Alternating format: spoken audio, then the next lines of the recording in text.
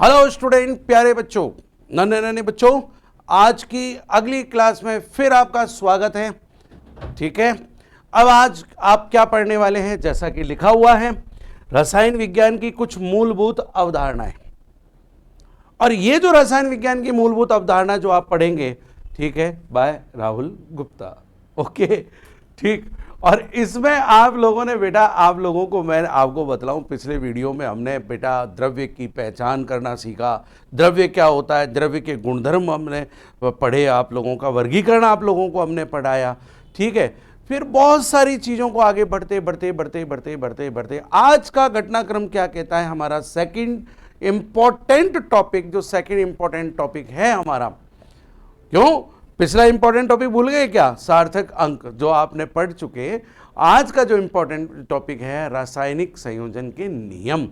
ठीक है, तो मित्रों आज हम लोग आप लोगों को रासायनिक संयोजन के नियमों की ओर लेके चलते हैं, वहां पर आप लोगों से बात करते हैं।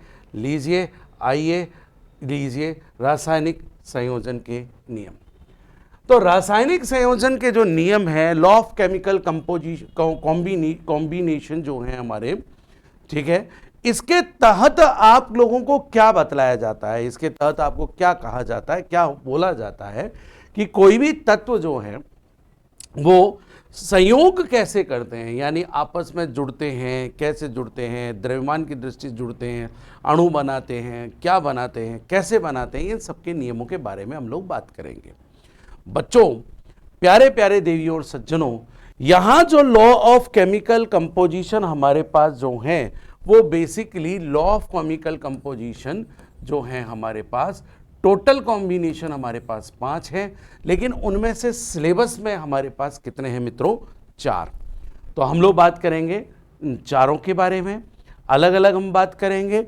4 क्या है, तो उसमें आइए पहला जो लॉ ऑफ कॉम्बिनेशन हम लोग बात करें, पहला जो हम लोग नियम की बात करें, वो है, आइए बेटा, द्रव्यमान संरक्षण का नियम।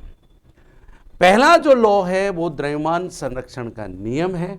बेटा ये जितने भी मैं आपको जो 3 इंपॉर्टेंट मैं लॉ आपको बताऊंगा, तो उनमें से ज़्यादातर ये जो है वो 18वीं शताब्दी से पहले प्रारंभिक रूप में, मतलब इनिशियली, और 18वीं शताब्दी से मतलब थोड़े से बाद की बात है, या यूं कह दूं ये 1790 के बारे में बात चल रही है। ठीक है, 1789 में दिया गया था ये लॉ आप लोगों को, 1789 में आपको मिला था, 1789 में बेटा। और ये जो 1789 में जो द्रव्यमान संरक्षण का नियम जो दिया गया था, लॉ ऑफ कंजर्वेशन है बेटा। ठीक है, लॉ ऑफ कंजर्वेशन जो लॉ है, कंजर्वेशन, ये है इसकी स्पेलिंग। लॉ ऑफ कंजर्वेशन जो लॉ का जो नियम है वो 1789 में दिया था, और किन महात्मा ने दिया था? ये दिया था लैवोशिए ने। लैवोशिए ने ये नियम आपको दिया था।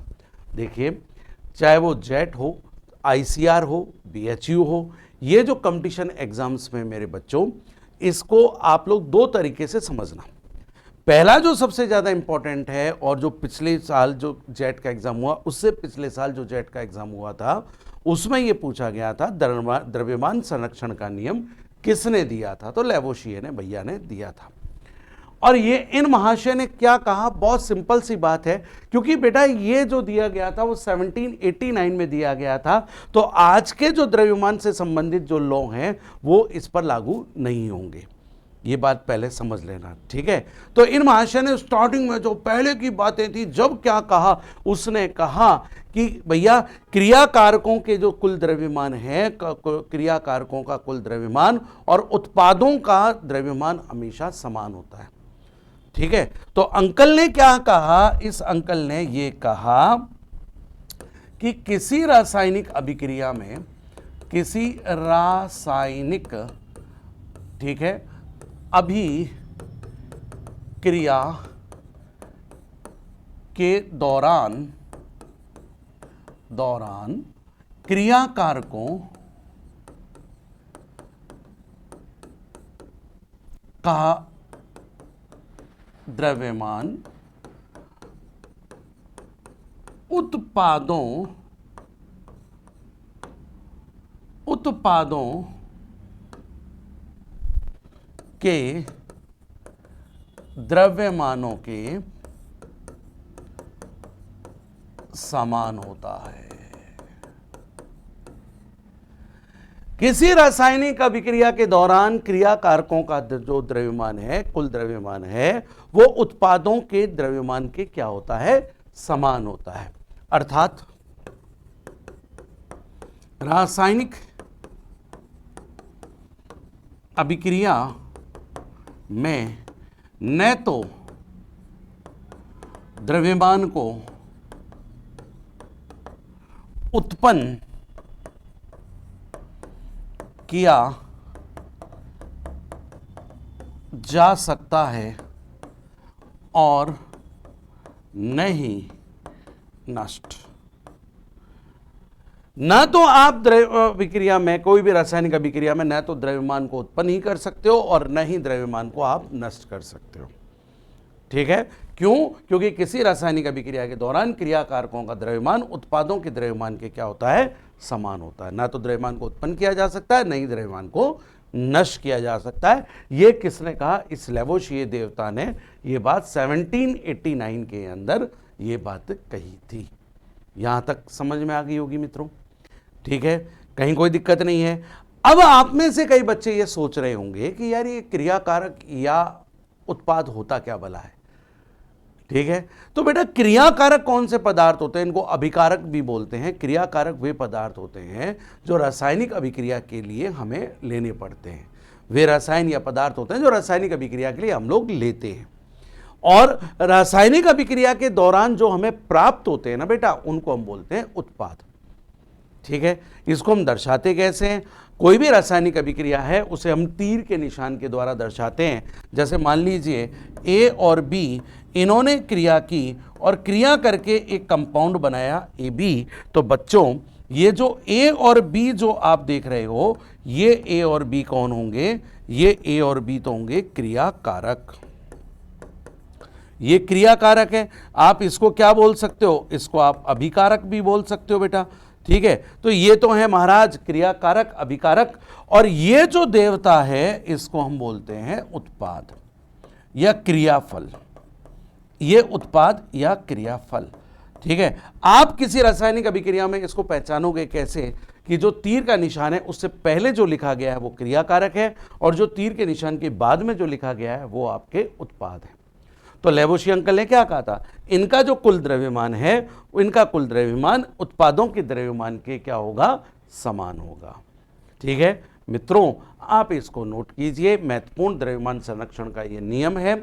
ठीक है, फिर हम लोग आगे आपके लिए फिर आगे बढ़ते हैं और आपको हम एक उदाहरण के साथ इस बात को समझाते हैं। एक उदाहरण के द्वारा मैं इस बात को आपके लिए लेकर आया हूं, समझाने जा रहा हूं। देखिए सर, हमारे पास एक एग्जाम्पल है कि AgNO3 विलयन के कितने ग्राम, AgNO3 विलयन के कितने ग्राम 5.85 ग्राम NaCl विलयन में मिश्रित किए जाएं, तो मिश्रित करने पर ये चीजें आपको प्राप्त होती हैं। ठीक है बच्चों, इस चीज को समझें उससे पहले मैं आप लोगों को थोड़ा सा और एक सरलतम उदाहरण से आप लोगों को यह चीज बतला दूं। कैसे बतला दूं बेटा? देखो आप लोग यहां समझिए। मेरे पास एक एग्जाम्पल मैंने ये ले लिया, सरलतम एग्जाम्पल मैं ले रहा हूं, ये NaOH और मैंने HCl, इन दोनों को मिश्रित किया, ये बन गया NaCl, और साथ में क्या बन गया बेटा? जल का अणु। ठीक है, NaOH HCl आपस में मिश्रित किया, NaCl और जल का अणु बन गया बेटा। ठीक है, मान लीजिए मैंने यहां पर स्टार्टिंग में मान लीजिए सर, माना आप इस बात को मान के चलिए कि मैंने इसका 40 ग्राम मैंने इसका लिया। प्रारंभ में मैंने NaCl के कितने लिए? 40 ग्राम मैंने लिए, और बेटा HCl जो है मान लीजिए मैंने 30 ग्राम मैंने HCl लिया, माना लिया। ठीक है, और ये भी मान लीजिए सर कि 50 ग्राम आपका NaCl बना और 20 ग्राम आपका क्या बना? जल, मान के चलिए सर। ठीक है भाई, अनुपात के आधार पर जरूरी नहीं है कि जो मैं लिख रहा हूं वो बिल्कुल एक्यूरेट हो, सही हो। ये धीरे धीरे आपको ये बात समझ में आएगी कि कोई भी क्रिया कारक जो होते हैं वो एक निश्चित अनुपात में सहयोग करते हैं। मैं उस बात पे अभी नहीं जा रहा हूँ। आप लोगों के लिए मैंने एक रफली मैंने ये लिखा कि ये 40 ग्राम NaOH मैंने लिया और 30 ग्राम NaCl से वो संयोग कर रहा है, और अभिक्रिया के दौरान मुझे NaCl जो मिला 50 ग्राम और जल मिला जो मुझे 20 ग्राम। अब मेरा जो द्रव्यमान संरक्षण का नियम है, लेवोजिए अंकल जो कहते हैं वो ये कहते हैं कि साहब क्रिया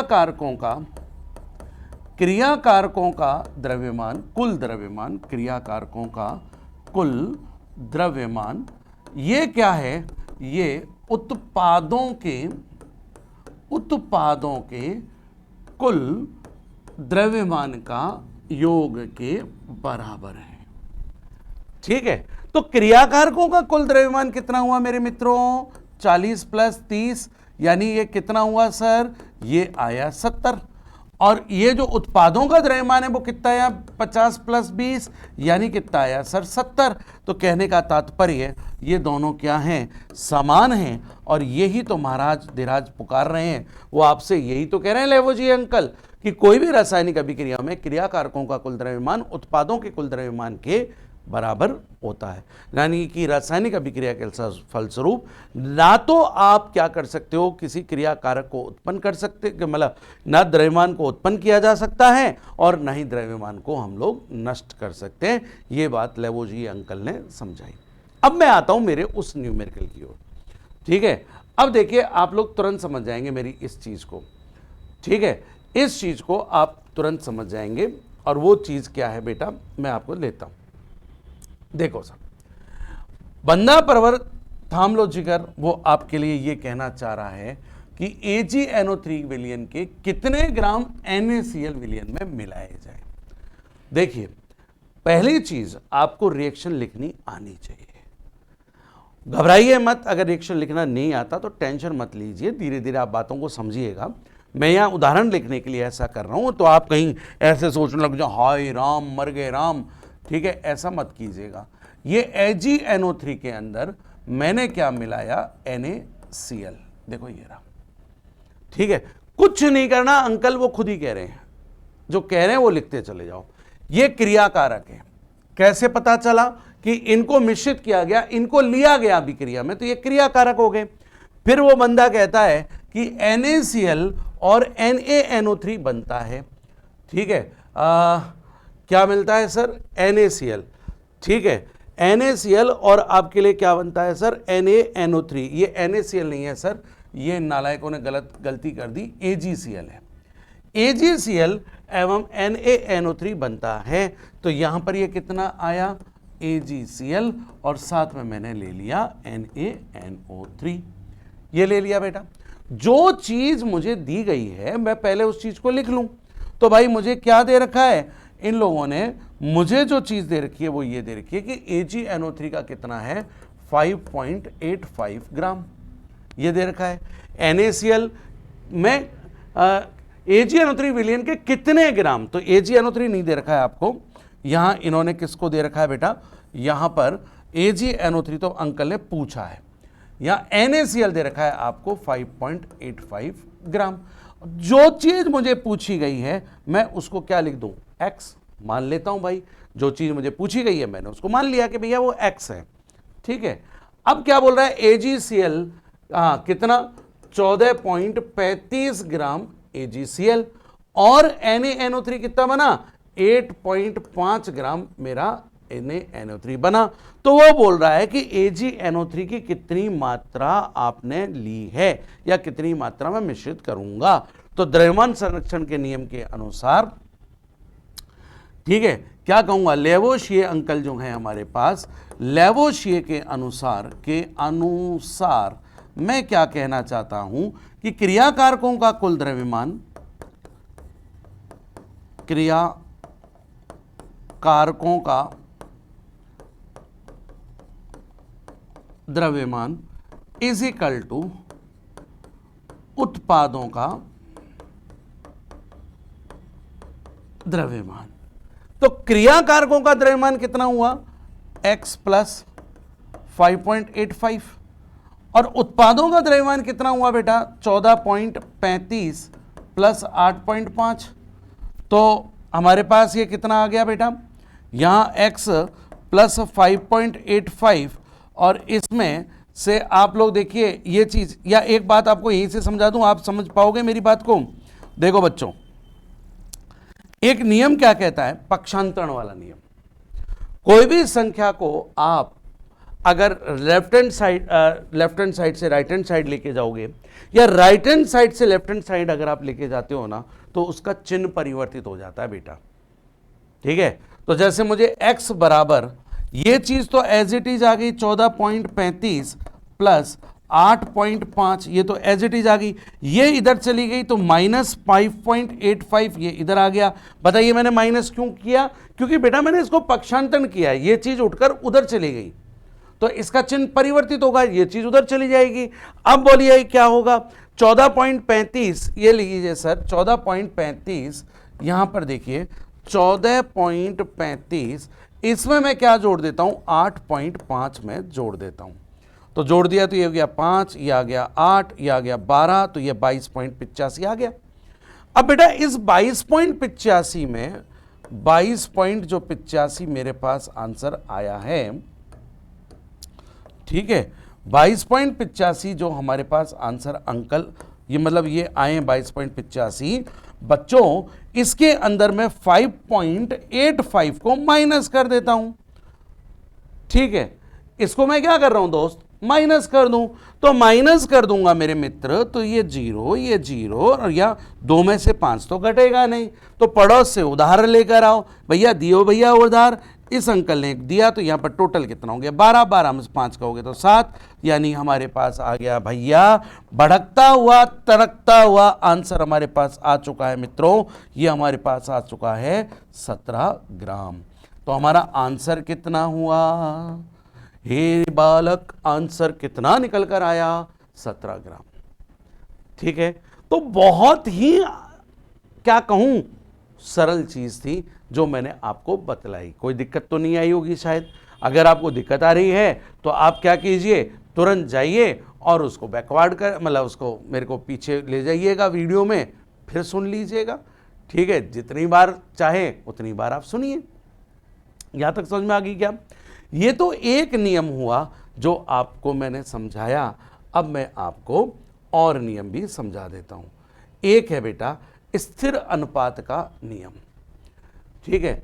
स्थिर अनुपात का नियम, law of definite proportions, law of definite proportions, स्थिर अनुपात का नियम। ये जो स्थिर अनुपात का नियम जो आपका लॉ ऑफ प्रोपोर्शनेट है, ये किस अंकल ने, किस महानुभाव, किस बहुत बड़े साइंटिस्ट ने दिया? ये दिया सर जोसेफ प्राउस्ट। ये आपको जोसेफ प्राउस्ट ने ये नियम दिया था, जोसेफ प्राउस्ट ने ये नियम दिया था। और ये जो नियम दिया गया था वो 18वीं शताब्दी के प्रारंभ में मतलब दिया गया था, ठीक है। जैसे 1895 में उसने दिया था, ठीक है, 79 में सॉरी। तो ये जो नियम था वो 1890 और 1900 के बीच में ये चीज आई थी, ठीक है। नहीं सॉरी, 1795 दिया था, तो ये उस 1800 के और 1779 के बीच में ये नियम आया था। तो भैया जोसेफ प्राउस्ट अंकल ने स्थिर अनुपात का नियम क्या कहा? आपको ये नियम बड़ा अटपटा अभी लग सकता है, क्योंकि बेटे ये बातें कब की चल रही हैं, 18वीं शताब्दी की बातें चल रही हैं। 18वीं शताब्दी में जब कोई साइंटिस्ट ये बात कह रहा है तो भैया आप समझ सकते हो वो कितनी बड़ी बात बोल रहा होगा। आज तो हम लोग बहुत बड़ी चीज़ें, बहुत बड़ा ज्ञान हम लोग रखते हैं, बहुत सारी चीज़ें हम लोग जानते हैं, तो आपको ये चीज़ उटपटांग नहीं लगेगी। लेकिन उस टाइम सोचिए जब इन्होंने जोसेफ प्राउस्ट ने ये नियम आपको दिया था। तो भैया ये अंकल कहते क्या हैं, चलिए इनके वचनों पर चलते हैं। ये अंकल कह क्या रहे हैं, ये भाई साहब आपको बोल क्या रहे हैं, मैं इस बात पर आता हूं। आइए साहब, ये कहते हैं कि आप किसी भी स्रोत से कैसे भी अगर किसी यौगिक को आप प्राप्त करते हो, एक यौगिक चाहे वो किसी भी स्रोत से प्राप्त किया गया हो, उसमें उपस्थित तत्वों का तत्वों के द्रव्यमानों का अनुपात हमेशा समान रहेगा। देखिए, जब मैं ये लैंग्वेज बोल रहा हूं ना, तो ये चीजें आपको बड़ी कठिन लगी, भगवान जाने सर क्या बोल गए। अरे दोस्तों, कंपटीशन एग्जाम के इस दौर पे कोई आपसे ये थोड़ी कह रहा है नियम लिखो, आपको नियम पहचानना आना चाहिए, पहली चीज, ठीक है, राइट। दूसरी चीज आपको ये आना चाहिए भाई ये नियम दिया क्या। देखिए, मैं पहले लिख देता हूं और फिर एग्जाम्पल दूंगा। एग्जाम्पल की सहायता से आपको ये नियम बहुत अच्छी तरह से समझ में आ जाएगा, क्योंकि आप तो जानते हैं मेरा डायलॉग क्या कहता है, पहले इस्तेमाल करें फिर विश्वास करें। तो आइए चलिए इस नियम की ओर चलते हैं। ये क्या कह रहा है? ये कह रहा है इसके अनुसार किसी द्रव्य को चाहे किसी भी स्रोत से प्राप्त किया गया हो,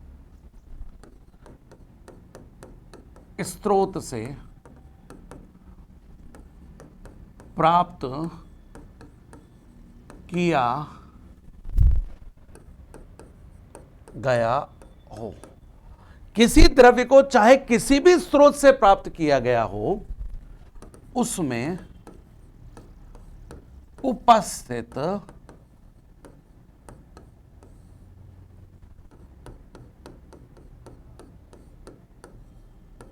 तत्वों के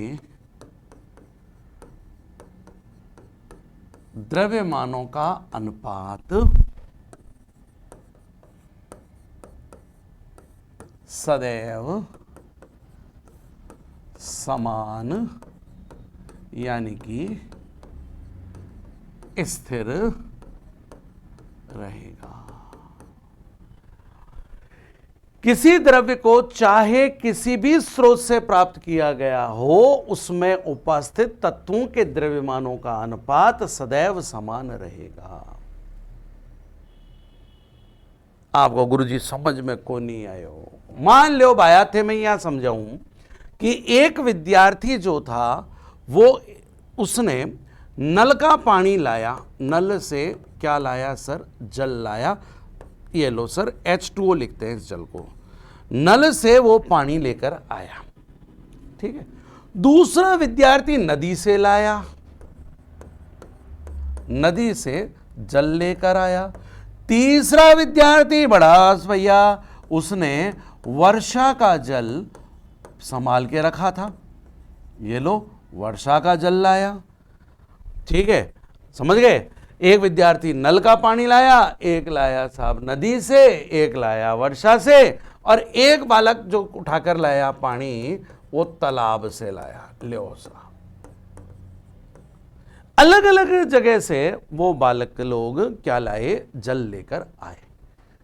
अब देखो, ये बात आप लोगों को बड़ा विचित्र लगेगी। आपको गुरुजी, जब तीनों, जब जल है तो जल तो H2O होता है, जल का फॉर्मूला तो समान होता है, तो फिर तो वो समान ही रहेगा ना सर, अलग कैसे हो सकता है? अरे बेटा, यही तो बात मुझे समझानी है तुम लोगों को, ठीक है।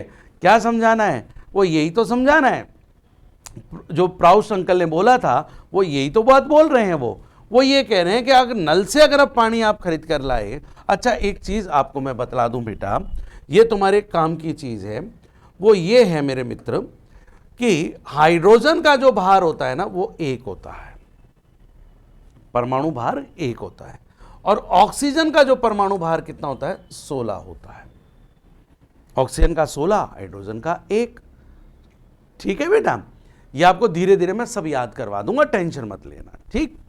तो मेरे बच्चे, जब आप यहां देख रहे हो तो हाइड्रोजन का कितना भार मौजूद है? 2 ग्राम, और ऑक्सीजन आंटी का कितना है? 16 ग्राम। अगर आप सरल अनुपात निकालोगे, कॉमन अगर आप निकालोगे, तो इनमें कितना अनुपात आया? 1:8। समझ गए सर?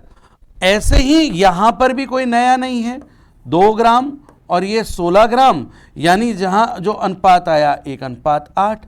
यहां भी मित्रों 2 ग्राम, 16 ग्राम, और यहां भी जो अनुपात आया 1:8। अंडा भी 2 ग्राम, 16 ग्राम, अंडा भी अनुपात आयो है भैया 1/8। तो अंकल यही तो वो कह रहे हैं। अब ध्यान से एक बार और समझ लो किसी द्रव्य को चाहे किसी भी स्रोत से प्राप्त किया जाए, कहीं से भी मैं प्राप्त कर लूं द्रव्य को, उसमें उपस्थित तत्वों के द्रव्यमानों का अनुपात, उसमें जो तत्व के द्रव्यमानों का जो अनुपात है वो सदैव समान रहेगा। द्रव्यमानों का अनुपात इसमें कितना है? 1:8। इधर कितना है? 1:8। इधर कितना है? 1:8। इधर कितना है? 1:8। अब समझ में आ गई?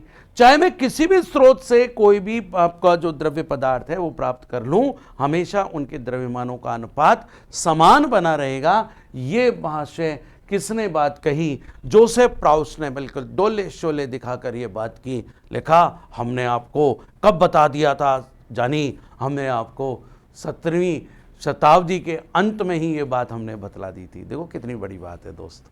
ठीक है, यहां तक समझ में आ गया क्या? आप लोग इसको नोट कीजिए, नोट्स जरूर बनाना मेरे मित्र। ठीक है, अब हम आगे कौन से नए नियम की ओर जा रहे हैं? हमारे पास एक और नियम आया है और वो है गुणित अनुपात का नियम, लॉ ऑफ मल्टीपल प्रोपोर्शंस। गुणित अनुपात का नियम, लॉ ऑफ मल्टीपल प्रोपोर्शंस, ये हमारे पास एक नियम डोलता हुआ भागता हुआ हमारे पास आ रहा है। बच्चों, एक महान साइंटिस्ट हुए जिनका नाम था डाल्टन। ठीक है, डाल्टन ने भैया बहुत सारी बातें बताई, बहुत बातें। ठीक है, मैं ये कहूं कि डाल्टन अंकल, भैया डाल्टन अंकल वास्तव में सरकार, ये तो बहुत बड़े साइंटिस्ट थे। तो ये नियम जो दिया था, ये नियम दिया था बेटा डाल्टन ने। ये नियम दिया गया था, किसने दिया आपको?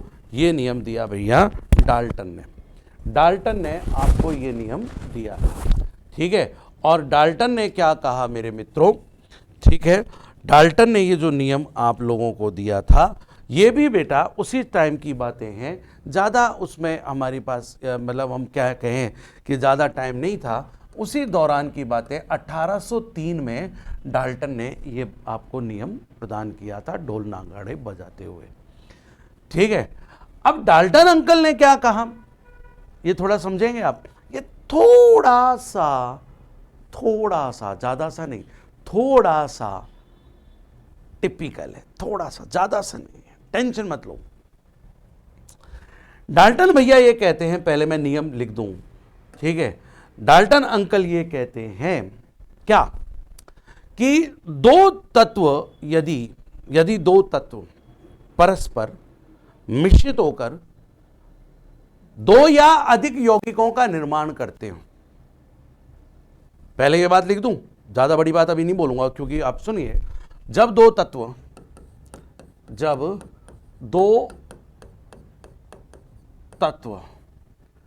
ठीक है, जब दो तत्व परस्पर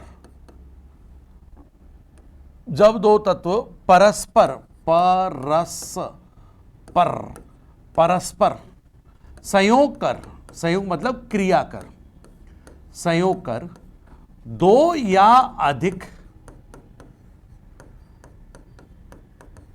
या अधिक यौगिकों का निर्माण करते हो, यौगिकों का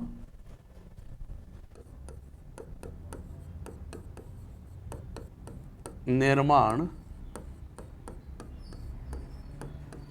करते हो। जब दो तत्व परस्पर संयोग कर दो या अधिक यौगिकों का निर्माण करते हो तो एक तत्व के निश्चित द्रव्यमान से संयोग करने वाले दूसरे तत्वों के द्रव्यमानों का अनुपात सदैव सरल अनुपात होगा। कहां बोल रहा हूं भैया, लिख दूं भैया, देख तो क्या कह रहा है, तो एक तत्व के निश्चित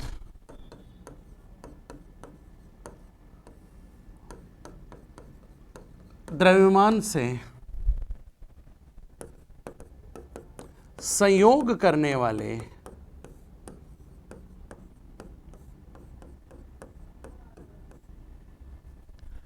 दूसरे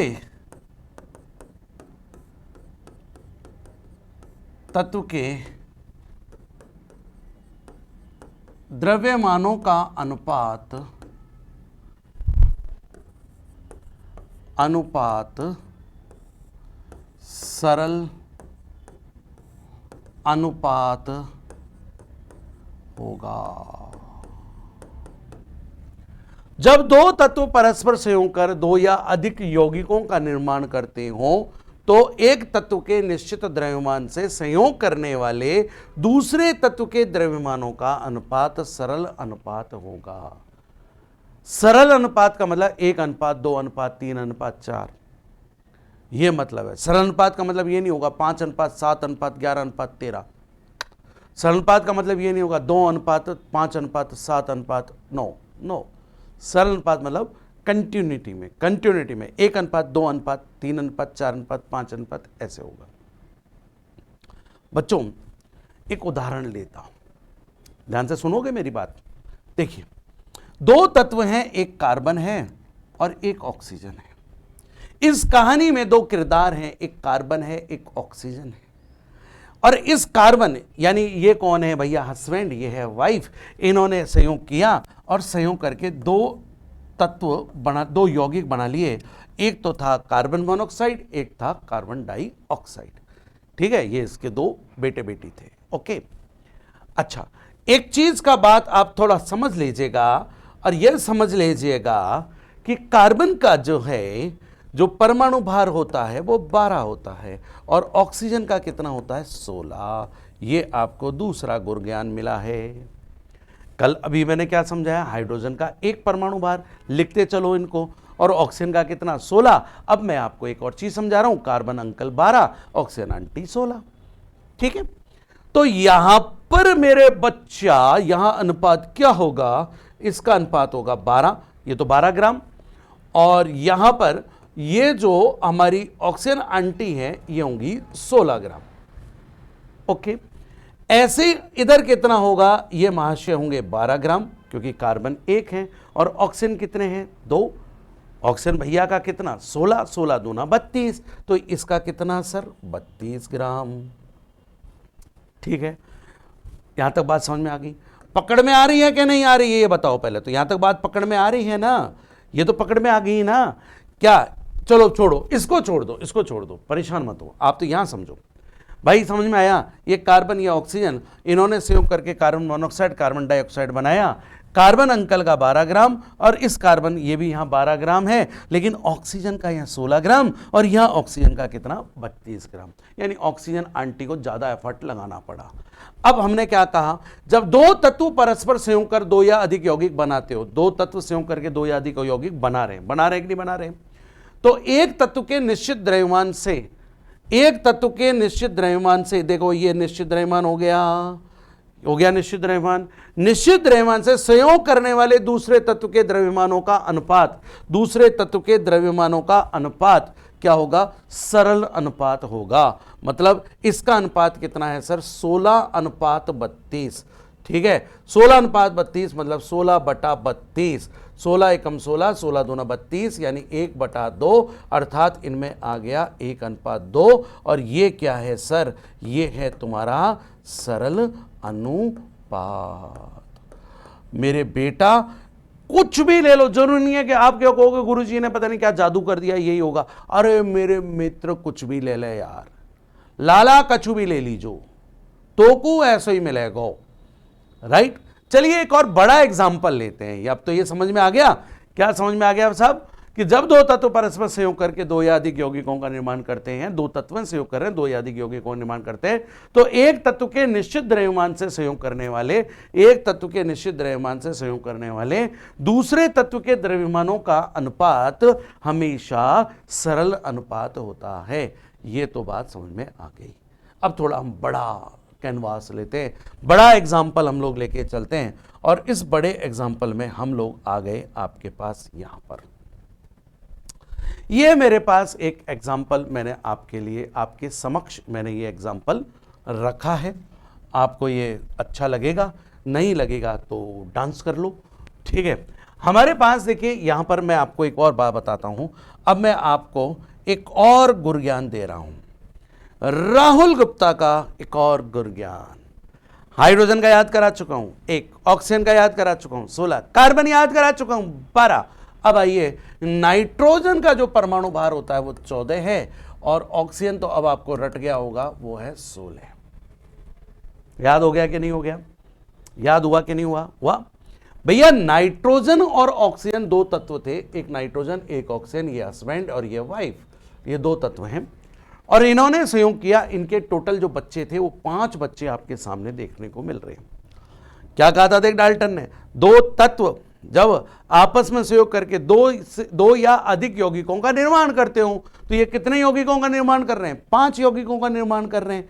कर रहे हैं कि नहीं कर रहे हैं भाई? अब देखो, मैं पहले ना इनके द्रव्यमानों को लिख लेता हूं, लिख लूं तो चलिए। यहां नाइट्रोजन कितने हैं सरकार? 2, बोल के बताना। नाइट्रोजन 2 है ना, तो टोटल वेट कितना होगा? टोटल भार इसका कितना होगा बताइए जरा। तो नाइट्रोजन का टोटल वेट कितना हो गया सर? यहां पर नाइट्रोजन की मात्रा कितनी हो गई? 28 ग्राम। 14 दूनी 28, ठीक है। अच्छा, पहले नाइट्रोजन ही ले लेते हैं। NO में नाइट्रोजन कितना होगा? NO में नाइट्रोजन होगा 14 ग्राम। N2O3 में नाइट्रोजन कितना होगा? बोल के बताओ, N2O3 में कितना होगा साहब? आपको गुरुदेव 28 ग्राम। N2O4 में नाइट्रोजन कितना होगा? आप कहोगे क्यों कॉमेडी कर रहे हो मित्र, 28 ग्राम, ठीक है। मैं कहूं यार N2O5 में बताइए जरा, तुमको N2O5, अरे साहब 28 ग्राम, ठीक है। तो यहां तक तो कोई लग कोई दिक्कत को नहीं के भाया, समझ में आ रही छे के? अब चाल बा दो। अब मुझे ये बताना है आप लोगों को, मुझे ये बताना है ऑक्सीजन की मात्रा कितनी है। इसमें कितनी बेटा? 16 ग्राम। ई की तो ऑक्सीजन है बेटा। इधर कितनी ऑक्सीजन है बच्चों? 16 ग्राम। 16 ग्राम ही है ना बेटा हो।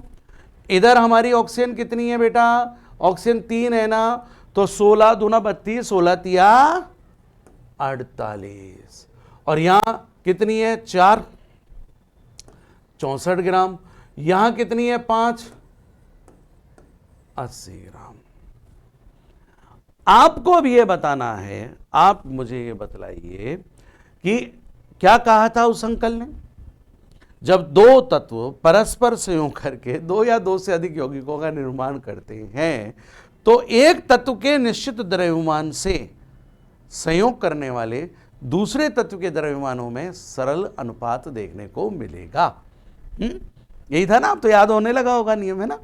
तो भैया यहां जो नाइट्रोजन अंकल का जो वेट है, आप जो नाइट्रोजन अंकल का भार आप देख रहे हो, आप जो नाइट्रोजन अंकल का भार आप देखने को आपको मिल रहा है, तो एक काम करते हैं अपन, ये 28 ग्राम निश्चित कर देते हैं।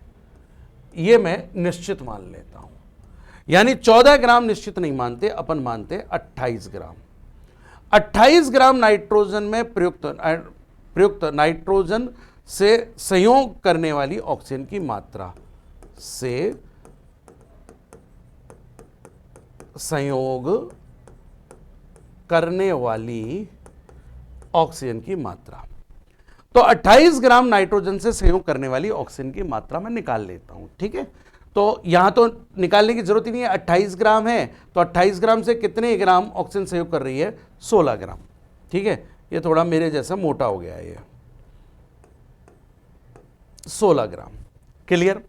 यहां पर 14 ग्राम है बेटा, आप चुंकी से लगाइए, थोड़ा दिमाग पर जोर डालिए। 14 ग्राम से संयोग कर रही है 16 ग्राम, तो फिर 28 ग्राम से कितनी होगी? 14 ग्राम की दुगनी हो गई 28, तो 16 की भी दुगनी होगी, तो कितनी हो जाएगी? यहां हो जाएगी 32 ग्राम। ये तो वही 28 ही है, तो ये कितनी हो गई? 48 ग्राम। ये 28 ही है, तो ये कितनी होगी? 64 ग्राम। ये 28 ही है, तो ये कितनी होगी? 80 ग्राम। यानी कि एक तत्व के निश्चित द्रव्यमान से संयोग करने वाले दूसरे तत्व की हमने क्या निकाल लिया? द्रव्यमान निकाल लिया। अब इसमें कितना आ रहा है सरकार? अगर आप देखें तो इसमें कितना आ रहा है अनुपात? 16 अनुपात 32 अनुपात 48 अनुपात 64 और अनुपात 80, ठीक है यार। सरल अनुपात आना चाहिए बेटा, 1 अनुपात 2 अनुपात 3 अनुपात 4 अगर आता है तो मान लूंगा मैं सही है। आ जाओ साहब, अब क्या करोगे आप लोग? जानते हो कॉमन निकाल लोगे, 16 कॉमन निकाल लूं, ठीक है। 16 से भाग लगा दे भाई, 16 से भाग लगा, इनको किसी भी संख्या को समान संख्या से भाग लगा सकते हैं। ले भाई 16 से भाग लगा दे, ले भाया लगा रे भाया, लगा दियो रे भाया। अब लगा दियो रे भाया, तो कहीं आगो रे भाया, कहीं आगो थारे कने, ये तो है अनुपात आ गया 1, अनुपात 16 दूना 32, अनुपात 16 × 48, अनुपात 16 चौको 64, अनुपात 16 पंजे 80। तो बेटे, मेरे बच्चों, मेरे प्यारे प्यारे नन्हे मुन्ने बच्चों, आप क्या देख रहे हो, ये अनुपात कैसा मिला आपको? ये अनुपात सरल अनुपात प्राप्त हुआ। तो जब सरल अनुपात आपको प्राप्त हुआ तो भक्तों, दिलेर मेहंदी का गाना गाओ, खुश हो जाओ, और ये आप देखिए कि हमारा ये जो नियम है, ये हमारा नियम सत्य साबित हुआ। ये नियम सत्य है। ठीक है, तो बच्चों, ये हुआ एक और नियम जो हमारे डॉल्टन अंकल ने हमें प्रदान किया था। वो नियम आपके सामने यहां पर आपने देख लिया। कोई दिक्कत नहीं आई आप लोगों को? ठीक है, अब मेरे बच्चों, यहां पर ये नियम भी हो गया। अब हमारे पास बचा है एक लास्ट नियम, और वो है गैलोसैक का गैसों के आयतन का नियम। गैलोसैक का गैसों के आयतन का नियम। और ये दिया किसने? ओबियसली यार, गैलोसैक ने दिया था। और ये बोलता क्या है? ये बोलता बहुत ही सिंपल सी बात बोलता है बच्चों। और ये महाराज ये बोलते हैं कि इसके अनुसार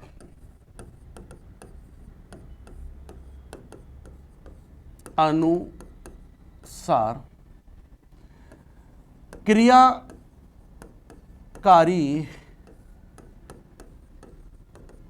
गैसें सदैव एक निश्चित आयतन में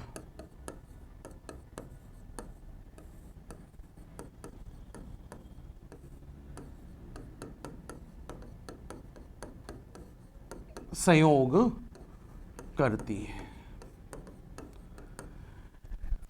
क्रियाकारी गैसें, अगर क्रियाकारक अगर गैस है तो वो गैसें एक निश्चित अनुपात में संयोग करती हैं। मतलब बहुत सिंपल सी बात मैं आपको बता दूं, ये हाइड्रोजन गैस है और ये क्लोरीन गैस है, और ये दोनों संयोग करके ये बना रही है, ये लीजिए। तो गैलोसैक चाचा ये कहते हैं कि अगर आपने क्या किया, आपने समान आयतन का एक पात्र, आपने बंद पात्र आपने ले रखा है, और इस समान आयतन का जो बंद पात्र आप लेके चल रहे हो, तो और इसमें आप लोगों को ये पता लगाना पड़ेगा, आप ये मानोगे कि यहाँ पर हाइड्रोजन गैस का एक आयतन अगर संयोग कर रहा है और दूसरा क्लोरीन का जो है एक आयतन क्या कर रहा है, संयोग करता है। यानी इन दोनों गैसों का जो आयतन है, जो दो गैसें आपस में एक निश्चित अनुपात में संयोग करती हैं। यानी कभी भी अगर HCl बनाएंगी तो सदैव हाइड्रोजन का एक अनुपात और क्लोरीन का एक अनुपात ही रासायनिक अभिक्रिया में भाग लेगा। आयतन का मतलब, अगर मैंने समान आयतन का बंद पात्र ले रखा है तो इसमें जितनी हाइड्रोजन गैस आप लेते हो तो इतने ही आयतन के एक पात्र में आप इतनी ही क्या लेके चलो, क्लोरीन गैस ले लो। तो क्या होगा?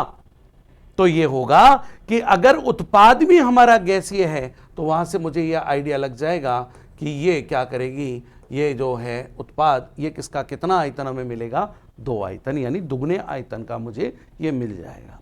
आप कहोगे गुरुदेव आप ये कैसे पहचान रहे हो? बेटा देख, यहां से पता लगा रहा है कि यहां 1 लिखा हुआ है तो इसका 1 आयतन संयोग करेगा, इसके आगे 1 लिख रहा है तो इसका भी 1 आयतन संयोग करेगा, इसके आगे 2 लिख रहा है तो इसका 2 आयतन संयोग करेगा।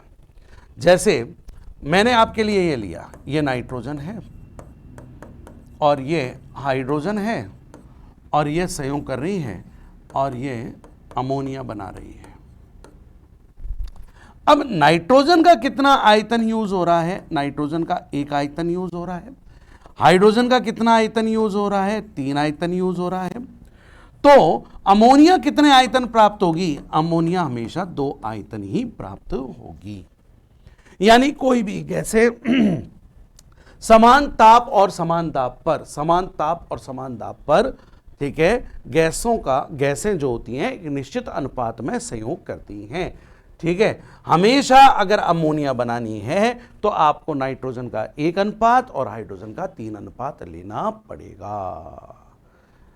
तो बच्चों, तो भक्तों, आज की ये कहानी, ये कथा हमारी यहीं पर हम समाप्त करते हैं। आगामी आकर्षण जो हम लोग लेके चलेंगे वो आपके लिए आवोगाद्रो का नियम होगा, बहुत इंपॉर्टेंट होगा। आवोगाद्रो के नियम को हम समझेंगे, ठीक है, मोल कॉन्सेप्ट को समझेंगे। अगला जो है हमारा लेक्चर है, हमारा जो अगला वीडियो है वो इस पर आएगा, ठीक है।